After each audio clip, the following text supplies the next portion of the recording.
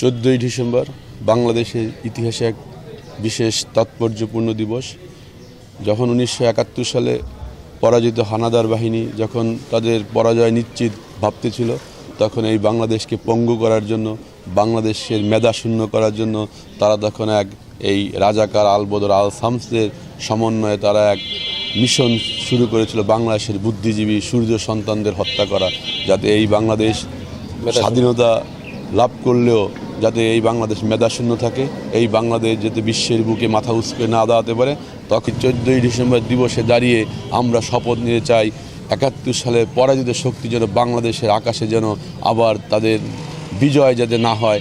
এই সামনে জাতীয় সংসদ নির্বাচন, এই জাতীয় সংসদ নির্বাচনে আজকের এই দিবসের মাধ্যমে আমরা সারা বাংলাদেশের মানুষের কাছে মেসেজ দিতে চাই যে 71 সালে পরাজিত শক্তিদের ভোট দেওয়া যাবে না। ওই জামাত আল বদর আল শামস যারা শিবির আছে, এদের এই বাংলাদেশ থেকে বয়কট করতে হবে।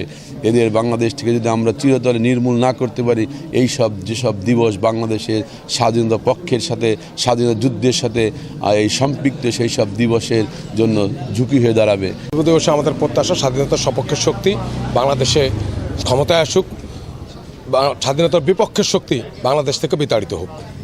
তাদেরকে স্মরণ করার জন্য প্রতি বছরের ন্যায় এবারও আমরা আসছি শহীদ বুদ্ধিজীবী দিবস উপলক্ষে সেই সব শহীদদের প্রতি শ্রদ্ধা জানানোর জন্য। শহীদ বুদ্ধিজীবী দিবস, এই দিবসে জাতি তার সূর্য সন্তানদের স্মরণ করছে। আগামী বাংলাদেশ জাতি এই সূর্য সন্তানদের নিয়েই এগিয়ে যাবে। উন্মুক্ত একটি স্বাধীন সার্বভৌমত্ব বাংলাদেশ, আত্মনির্ভরশীল বাংলাদেশ হিসেবে গড়ে উঠবে। এই প্রত্যাশায় যারা জীবন দিয়েছে তাদের আশা আকাঙ্ক্ষার বাংলাদেশ প্রতিষ্ঠিত হবে, এই প্রত্যাশা রাখে। দিনটি আমাদের জাতীয় জীবনের জন্য তো অত্যন্ত গুরুত্বপূর্ণ, সেটা তো আমরা সকলে জানি। এই দিনের আমার সূর্য সন্তানরা তাদের সকলকে শহীদ বরণ করতে হয়েছিল। এটা আমাদের দেশের জন্য অপূরণীয় ক্ষতি ছিল। আসলে সেই ক্ষতিপূরণটাকেই আমরা দেখি আমাদের দেশের জন্য একটা চ্যালেঞ্জ হিসেবে, সেই ক্ষতিটাকে পূরণ করে আমাদের দেশকে সামনে এগিয়ে নিয়ে যাওয়াটাই আমাদের, যেহেতু আমরা শিক্ষক হিসেবে আমাদের কাজ হচ্ছে দেশের সন্তানদেরকে তৈরি করা।